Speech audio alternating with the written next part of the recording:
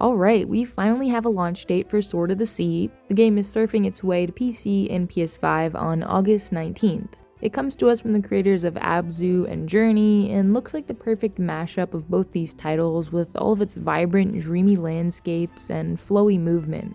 Giant Squid had been keeping pretty quiet over the past few years since announcing it, but now that its release is right around the corner, we have some more info and I'm here to tell you about it.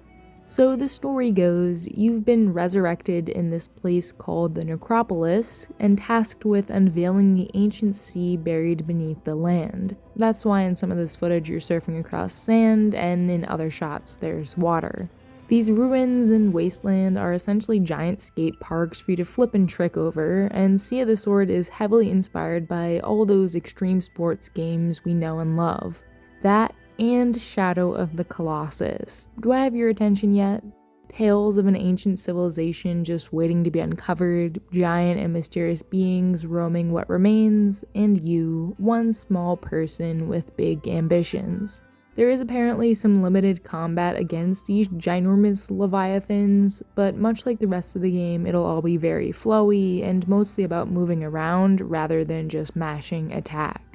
The game's director, Matt Nava, said they originally had a bunch of Sonic Frontiers-esque obstacles like grind rails and boosters in the prototype, but ultimately got rid of that stuff because it felt too gamey and inorganic. Instead, we have these wide open spaces to explore with architecture that's been expertly crafted to include plenty of half-pipes, jumps, and trick attack arenas just off the beaten path. You can collect Tetra, which is the game's golden currency, to trade with vendors, learn new tricks, and unlock these new areas. Movement in Sword of the Sea was designed to be straightforward right off the bat, with some simple jump tricks at the beginning. Later you'll unlock special grabs, flips, and spins to boost your combo and build up your score. As the recent PlayStation blog post says, what does racking up a high trick score lead to? Yet another mystery we'll have to wait to uncover. Thanks, that was very helpful. I don't know about you, but that's a little unexpected. It's not just a flowy game, there's also some precision and skill to it for players who want to see and unlock everything.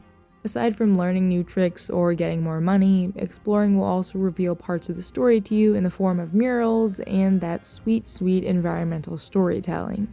If you're playing on PS5 or with the DualSense controller, haptic feedback seems like it'll be implemented quite nicely to make the experience of riding across different surfaces feel unique. Not a lot of PC games I've played use this feature, so that's a nice touch. The game's gonna feel great, obviously it looks great, these trailers sound great, don't want to speak too soon, but I feel like this one's a slam dunk. I guess now is the perfect time to go play or replay Journey and Giant Squid's previous games to get back into that flow state. The game kind of speaks for itself with all that gameplay, but I just wanted to go over some of it real quick to catch you up to speed. Catch you later!